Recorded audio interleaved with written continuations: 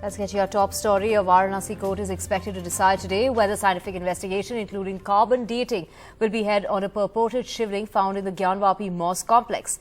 The Shivling was found earlier this year during a video survey carried out in the Gyanvapi Mosque complex on orders of a lower court in response to a petition seeking permission for year-long prayers at a shrine inside the mosque complex by a group of Hindu women. The case is still being heard, and last month 4 of the 5 Hindu women petitioners filed a plea seeking scientific investigation on the Shivling. They contended that it was necessary to determine its age. The women have claimed that the ancient idols of Hindu gods and goddesses are located inside the mosque. My colleague Alok Pandey gets us the details. Well, so let me start by saying that this carbon dating or scientific investigation verdict was supposed to come out last Friday. But District Judge A.K. Vishwesh asked for more clarifications from the lawyers of the Hindu petitioners who want the scientific investigation on the purported Shivling that was found inside the Gyanvapi Mosque complex earlier this year. So what the court had wanted to know last Friday was whether this entire investigation demand can be part of the case or not. That was the main query. So the Hindu petitioners or the lawyers for the Hindu women petitioners have responded by saying that it is very much a part of this case because they claim that this is a Shivling as opposed to the mosque committee's claim that this is a fountain. And they say that because it was earlier hidden, and when that videographic survey of the mosque complex was done earlier this year, the Shivling became apparent or visible, and that's why it is part of this case. The lawyers for the mosque committee have contended in court that this is a fountain, it's not a Shivling, and that when the case of the women petitioners is for year-long access to a shrine inside the mosque complex, bringing in this Shivling or any kind of scientific investigation demand, etc., will tantamount to actually tinkering with the character of the place of worship, which is something that is not allowed under law.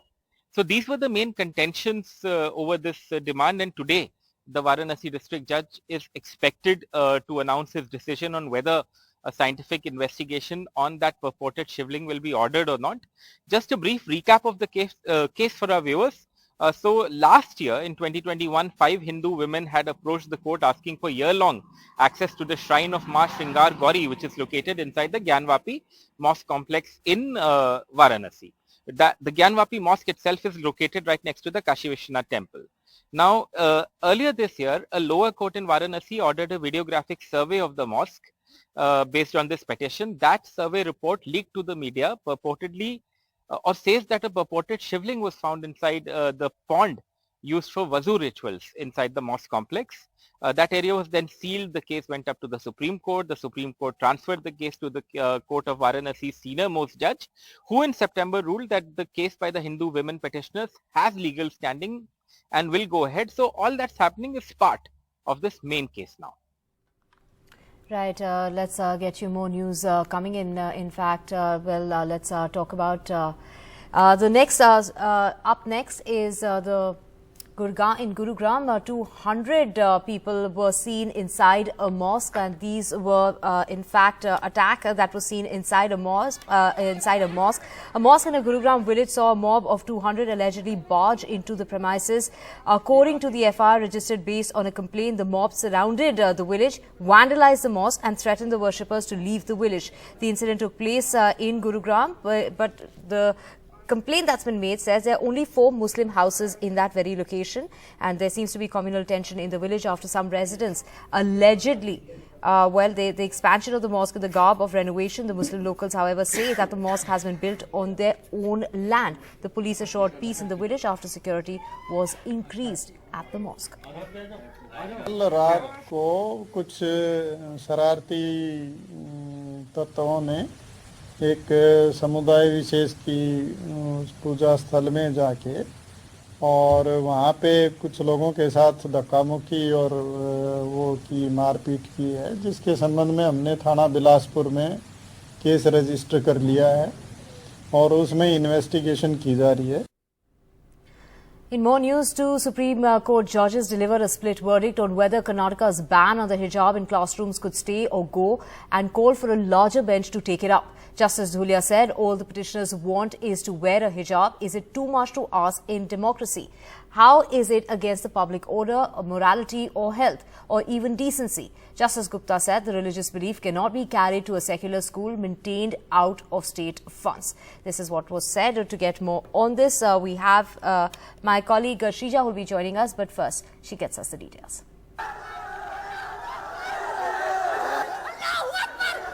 The battle that broke out in Karnataka 11 months ago over whether hijabs can be worn to school has ended for now in a legal stalemate. The Supreme Court bench that was heading a batch of petitions against a Karnataka High Court order banning the hijab split down the middle. The religious belief cannot be carried to a secular school maintained out of state funds.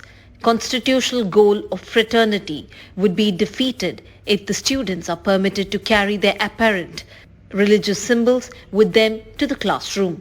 Students have no right to be in the school in violation of the mandate of the uniform prescribed under the statute and the rules.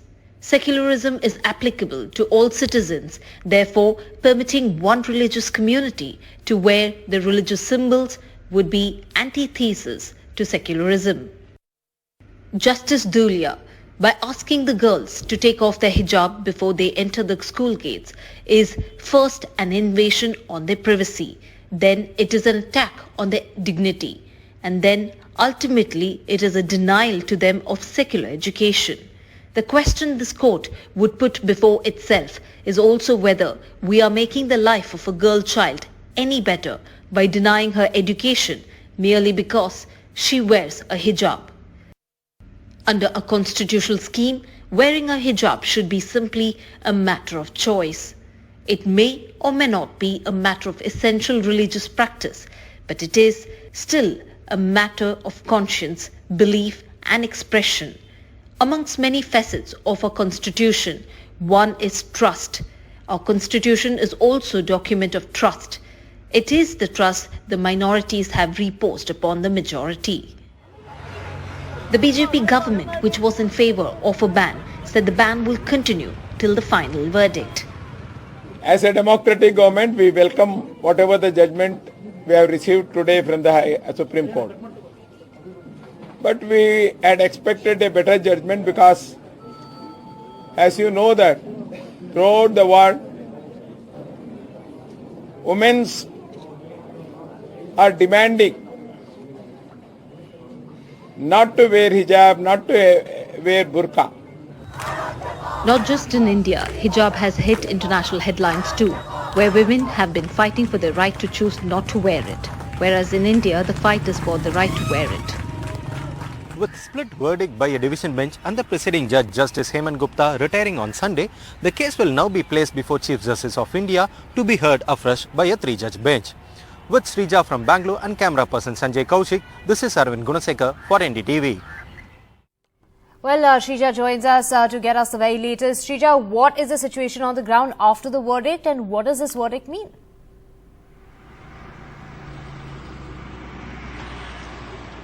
Well, the SP of Udupi here district did talk about how the situation is normal and several police officers have been deployed at various schools and colleges. This is at sensitive zones. Also, what we understand is that just last few months, these are certain schools or institutions that had reported earlier a confrontation between two different groups. These are the same students that we are talking about. Just when the entire, the hijab topic was really hot and happening, especially in these educational institutions, which had painted a complete communal color inside schools and colleges. But on ground, we see it is the operations are very smooth and it is continuing as usual. There's no any untoward incidences reported here in Udupi here, and also police have been deployed at various vantage points, and also students continue to in fact go to schools and colleges as usual, while some of them continue to wear either their burqa or hijab, but once they get inside the classroom they take that off. In fact, we did talk to a few students and we asked them about what really their opinion, what do they think about this split verdict, and all that they could say is that they want to hear the verdict out and they cannot really comment before that, but for now they have been asked to adhere to Karnataka government's order dated February 5th. Now, that particular order clearly states, categorically tells that no religious garb, be it saffron shawl or hijab for that matter, no students can wear any of the religious garb inside educational institutions. So that is something we see the students are maintaining at the moment. But of course, we did see how both the justices, Justice Dhulia as well as Justice Hemant Gupta, did clash very respectfully. While we went on to see how, Justice Sudhanshu went on to talk about how he backs the Karnataka, especially the Muslim women and the students here. And he also did go on to talk about how they are just fighting for their right and for their choice. And let's not disturb their education, a girl's child's education. We went on to see how Justice Hemant did talk about how he backs the Karnataka High Court's order as well as the Karnataka government's order. Right. Thank you so much, Shrija, for joining us with all those details. Moving on to more news in what is being seen as the first step towards a nationwide national register of citizens. The Union Home Minister plans to set up a national database of all Indian citizens, registering the births and the deaths of all citizens at the national level. A cabinet note and a bill moved by the ministry have revealed at present this database is maintained by states through local registrars. To get more information on this, we have my colleague Sunil Prabhu joining us. Sunil, for now the database is maintained by local registrars. This is the first sign that we are seeing of creating the NRC or the National Register for Citizens. The last proposal of linking the Aadhaar card with the voter ID card, though voluntary, was met with stiff opposition. That's right. In fact, when they did that, the Election Commission came under great flack for the fact that they wanted to amend the Representation of the People's Act, the consultation that had taken place with the government. Now the Home Ministry has moved a proposal, a cabinet note, to amend the registration of births and deaths on the 1969 Act. They want to bring in a national register, a national database with the Registrar General of India being the custodian and principally responsible, along with state registrars.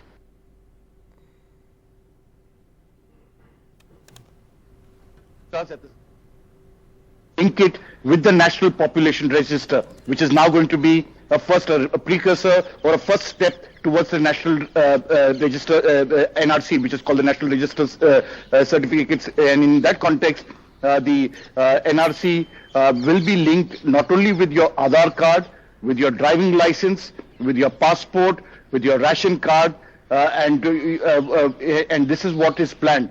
Clearly, this is going to be a big omnibus in terms of a database, something that the Government of India plans to do. As you are well aware, the census operation at present is on hold indefinitely because of COVID. Now, this step will help to integrate what has already been collected in 2010 and 2015, and we'll have to wait and see how this plays out on the ground. But definitely the Home Ministry planning this very big national database. Of course, if Parliament does give its approval, it will be, as I said, the first step towards a national register of all India's population. Right, the first step towards NRC. Thank you so much, Sunil, for joining us with all those details. We will keep tracking the story and keep coming back to you for more on that. With that, we're slipping into a very short break. Lots more coming up on the other side.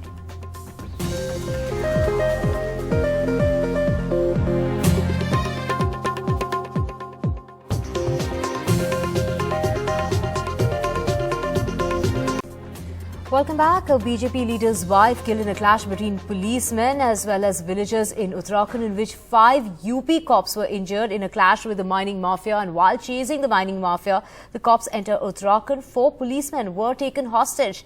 Police has registered a case. The Uttarakhand police on Thursday registered an FIR against over 10 Uttar Pradesh policemen under attempt to murder and other relevant sections of the IPC.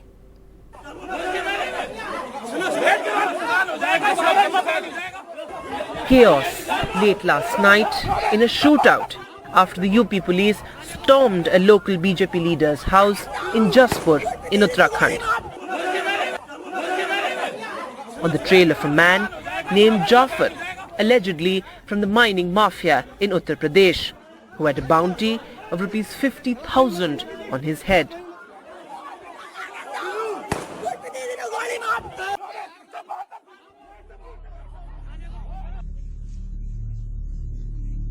In the crossfire, an innocent 28-year-old woman, the BJP leader's wife, shot dead, and 5 policemen severely injured.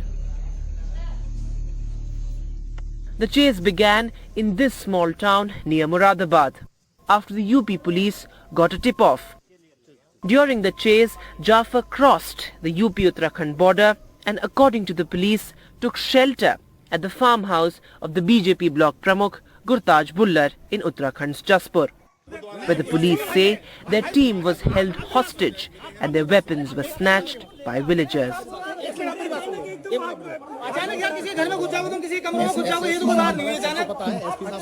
The Uttarakhand police have now registered a case against the UP police for the murder of the 28-year-old, accusing the UP police of negligence.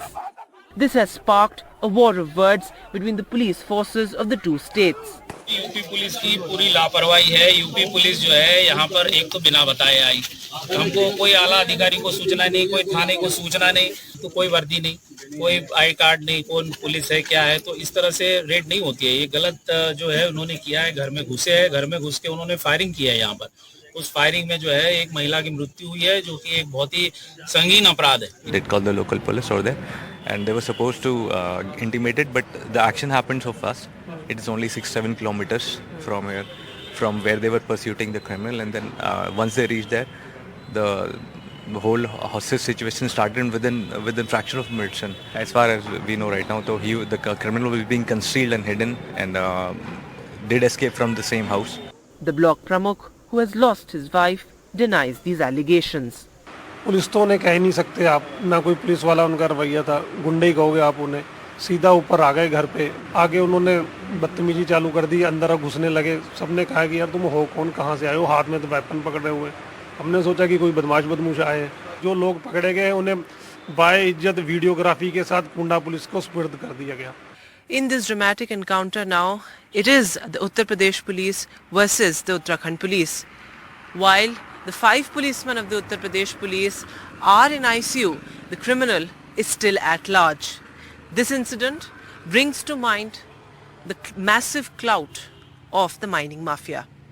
In Jaspur, with camera person Karan Patra and Anwar, Vedant for NDTV. Let's get you the latest from Maharashtra now. The Uddhav Thackeray-led faction on Thursday said that the BMC had faced huge embarrassment with the Bombay High Court directing it to accept the resignation of Rutuja Latke. The court had asked the BMC to accept her resignation, paving the way for her to contest the November 3rd by-elections by the Andheri East Assembly constituency as a candidate of the Shiv Sena Uddhav Balasaheb Thackeray party. Sohit Mishra gets us the details. Just a day to go for nominations in the crucial Andheri East by-election in Mumbai, and a court clearance for Uddhav Thackeray's party candidate, ordering the City Municipal Corporation to accept the resignation of Rutuja Latke by Thursday morning, 11 a.m. Ms. Latke, who works in the BMC as a clerk, had to resign from her government job to contest the elections. But despite having given her resignation over a month ago, it hadn't been accepted. Her lawyer argued for political reasons. The BMC argued they hadn't received the letter in the correct format originally and will decide within a month. The court overruled this.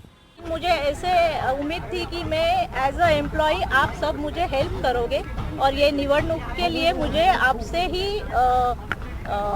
Support मिलेगा, लेकिन ऐसा कुछ हुआ नहीं, इसलिए मुझे इधर आना पड़ा। शिवसेना उद्धव बाळासाहेब ठाकरे और मशाल या चिन्हावरच मी निवडणूक लढविणार. This, as Uddhav Thackeray wrote to the Election Commission today, alleging major bias in allocations of party names and symbols, alleging bias in favor of the rival Eknath Shinde camp in deciding party symbol and names.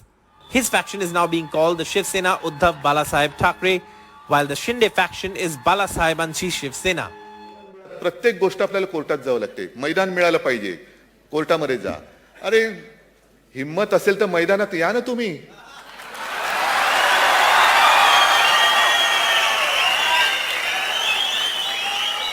माझी तर तयारी आहे, मी मैदानात उतरलेलो आहे. आम्हाला मैदान कसं मिळणार नाही ह्याच्यापेक्षा मैदान दोघांनी मिळून एकत्र या, एका व्यासपीठावरती येऊ, एका मैदानात येऊ आणि होऊन जाऊ दे काय व्हायचं ते. Friday is the last day for filing nominations, and so far the BJP Shinde Sena still haven't officially announced their candidate. For Uddhav Thackeray, Friday is being planned as a major show of strength when his candidate will file her nomination papers, with Thackeray and his loyalists planning a huge rally. With Sohit Mishra and camera person Praveen G. Rohit in Mumbai, Sourav Gupta, NDTV. Now, news coming in from Sikkim amid bad weather conditions. Nearly 600 tourists had gotten stuck over 8 hours due to landslides at multiple locations and heavy rainfall in the northern part of Sikkim, with the Indian Army stepping in to provide emergency assistance, including medical care and food. The tourists have now been brought back to safer locations. These tourists, approximately 150 vehicles, were stranded till late on Wednesday night due to landslide at multiple locations and heavy rain. Despite poor telecommunication network and bad weather with freezing temperatures, the soldiers were immediately sprung into action on the request of the civil administration to provide all-out assistance to the stranded tourists and locals. Some of the critical tourists shivering due to cold weather conditions they had to be rushed to the hospital.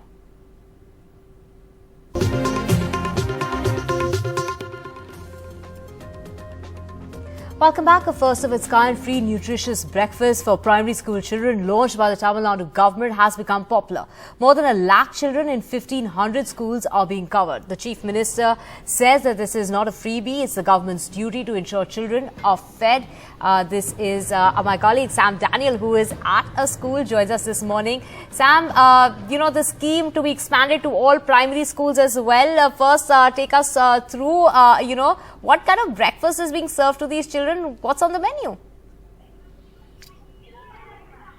Thank you, Divya. I come to you from the Chennai Primary School at Madhavaram outside Chennai. It's a first of its kind nutritious free breakfast for primary school children that was launched last month by Chief Minister M.K. Stalin.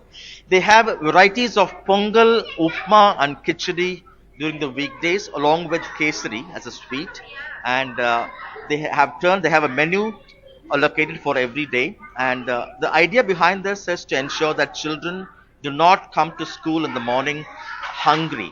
It could be because their families are poor, they can't afford, they only depend on the noon meal scheme served at the school, or sometimes they are in a hurry, in a rush to come to the school, and they skip breakfast although it's available at home. And that's the idea behind this. The larger purpose, the government says, is to ensure that the children would continue to come to school, and also to prevent any kind of dropout among school children. That's the idea behind this. And with me, the team from Chennai Corporation behind this. With me, Dr. Surya Prakash, the DRO in charge of this. Thank you very much. Tell us about the planning, how you organize this kind of food every day. Is it prepared at school or you bring from somewhere else?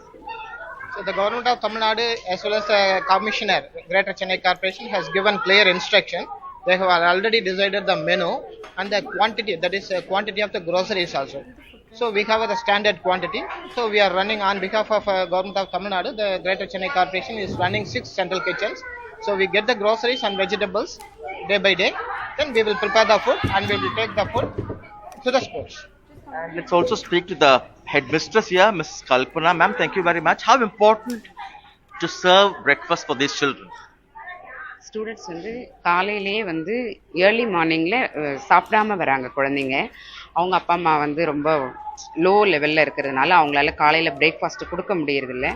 நம்ம CM கொடுத்ததுனால நம்ம பிள்ளைங்க வந்து daily காலையில் வயிறார சாப்பிட்டு குழந்தைங்க வந்து படிப்பில் ரொம்ப ஆர்வமாக ஈடுபடுறாங்க. She says many children skip breakfast and come because they are economically very poor, and now it helps them to concentrate in their studies. What kind of an impact you have seen so far, ma'am, ever since this program was launched? பிள்ளைங்க வந்து கண்டிப்பாக ரொம்ப ஆர்வமாக இருக்காங்க sir படிப்புலேயும் சரி. இப்போ பிள்ளைங்களுக்கு வந்து லேட் கமர்ஸ் கிடையாது, ஆப்சென்டீஸ் கிடையாது. எங்களுக்கு கரெக்டாக வந்து கரெக்ட் டைமுக்கு பிள்ளைங்க வந்து ஸ்கூலுக்கு வந்துடுறாங்க. She says the impact is that there's very little absentees among children and they come to school on time. Thank you very much. You take care of the quality of the food. What kind of measures you take that you ensure good quality food is served, sir? Yes, sir. I am Dr. Bose, District Designated Officer for Food Safety. Being an innovative program of our Honorable CM in the world history and the Indian history, our part is an important role. As per DRO sir's, Amano sir's instruction, from groceries, from buying of groceries to end of end of students, the food is prepared as per the food safety. Actually, the groceries should be bought from the licensed vendors FSA, Food Safety and Standards Authority of India is giving. Also taste the food and check for its quality. Yeah, sir. The Food Safety Standards Authority of India is giving a license to the vendors of raw materials where they are buying. When it reaches kitchen, that food handlers in the kitchen should prepare as per food safety norms with good handling practice, with good manufacturing practice, with first in, first out. And you also have experts to taste the food at the kitchen? Yes, sir. Every day taste the food. Every day taste the food, the food safety events. Also, people, they have a very good system whereby they have an app to ensure that the food is prepared on time. The vans that deliver these food in hot boxes they, get dispatched at a particular time so that they would reach these schools in time before these kids get into their classes for their regular academic work. And now, so far, around 1.14 lakh children benefit every day across the state, covering 1,500 schools. And the aim, the government says, is based on this experience and lessons learned, they will ultimately expand this to all primary schools across the state. Already, the state has a noon meal program that's been 100 years old, launched in the year 1922, as early as 1922, which has become a kind of a model for many states, and they hope this model also will become kind of a model that could be emulated across the country. Divya.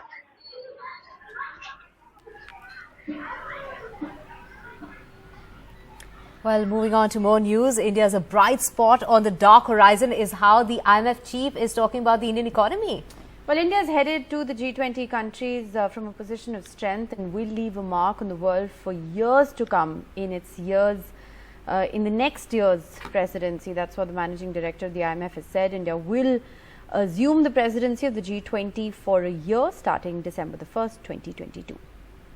India deserves to be called a bright spot on this otherwise darker horizon because it has been a fast-growing economy even during these difficult times. But most importantly, this growth is underpinned by structural reforms.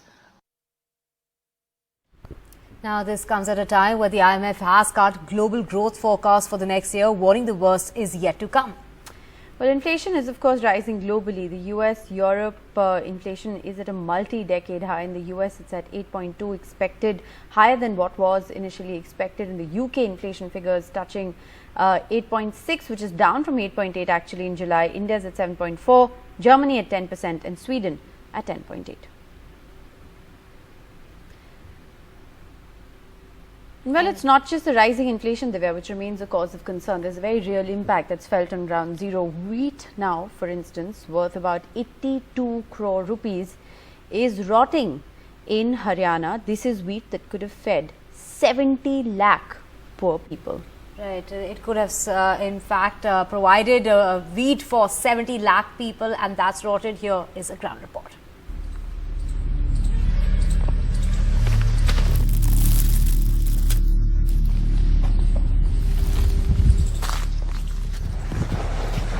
The story of rotting wheat, which could have fed 70 lakh poor in India, begins here. At this open government warehouse in Haryana's Kaithal, thousands of sacks of rotting wheat lying here for 2 years.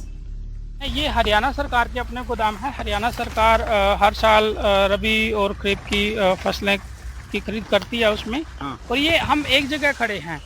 ऐसे बहुत सारी जगहें हैं जहाँ पर ये अनाज सड़ता है और हर साल सड़ता है, लेकिन अब की बार ज्यादा तादाद में सड़ा हमारी निगाह में अब की बार आ गया।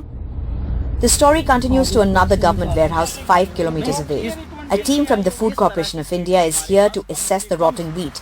They say they have written to the Haryana Food Department several times, warning them of the condition of the wheat here, but have got no response. इसकी कार्यवाही कंसर्न्ड स्टेट एजेंसी के जो इंचार्ज होंगे, स्टेट एजेंसी उन पे लेगी। ये FCI केवल इसकी कैटेगरी डिसाइड कर सकती है, सुपरवाइज कर सकती है। अगर अच्छा होता तो हम सेंट्रल पूल में इसको शामिल करते, क्योंकि ये कैटेगरी ह्यूमन कंजप्शन के लिए अब नहीं है, तो इसलिए हम इसको सेंट्रल पूल में नहीं ले सकते। But can the FCI escape its own responsibility by blaming the Haryana Food Department? According to the person in charge of the warehouse, they have been telling the FCI to pick up the wheat for 6 months.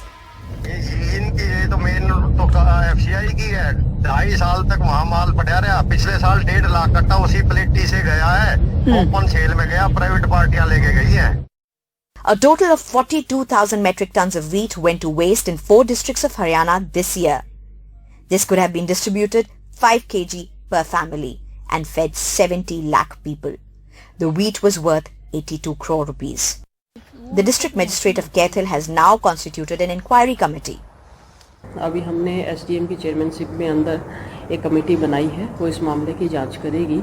संज्ञान में आया है कि 2 साल पहले जो purchase हुई थी वो सारी पानी के अंदर भीग गई थी, प्रॉपर तिरपाल वगैरह से कवर नहीं किया, इसलिए वो खराब हो गई है।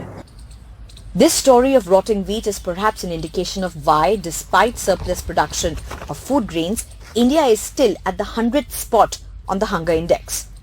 With Ravish Ranjan Shukla and Sunil Ravish from Kaithal, Sneha Koshi for NDTV. All right, well, moving on to Divya, the other big story that we are in fact tracking, which is of course, amid all the chatter around his imminent departure from the BCCI. Now, Sourav Ganguly on Thursday said that he can't be an administrator forever and is now looking to move on to something else. Former Indian captain is said to be replaced as the board president by the 1983 World Cup winning team member Roger Binney at the BCCI AGM, which is expected on the 18th of this month. Ganguly was keen to continue as the BCCI president, but was not given a second term, Rishika. Well, it's become a growing political controversy with parties like the TMC and CPM linking this to the fact that Sourav Ganguly didn't join the BJP. It was a great journey, a lot of learning experience. But the challenge of being a player was completely different. So you can't compare both. You can't play forever. You can't be an administrator forever. But it's been great fun doing both and seeing both sides of the coin. The best days were when you played for the country. I've seen so much after that. I've been president of CAB, I'm president of BCCI. I'll go on to do bigger things in the future. But those 15 years will be the best days of your life. When you woke up every morning to be successful.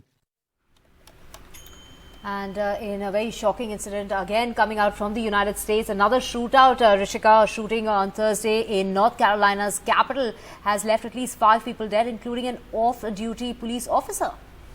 Well, multiple people were wounded on Thursday in what authorities described as an active shooting in the neighborhood in North Carolina. The state and local officers were on the ground and working to stop the shooter. That's what the governor in fact tweeted, and the Raleigh Police Department has said that it was on the scene of an active shooting in a statement on Twitter and advised residents in multiple neighborhoods to actually stay at home.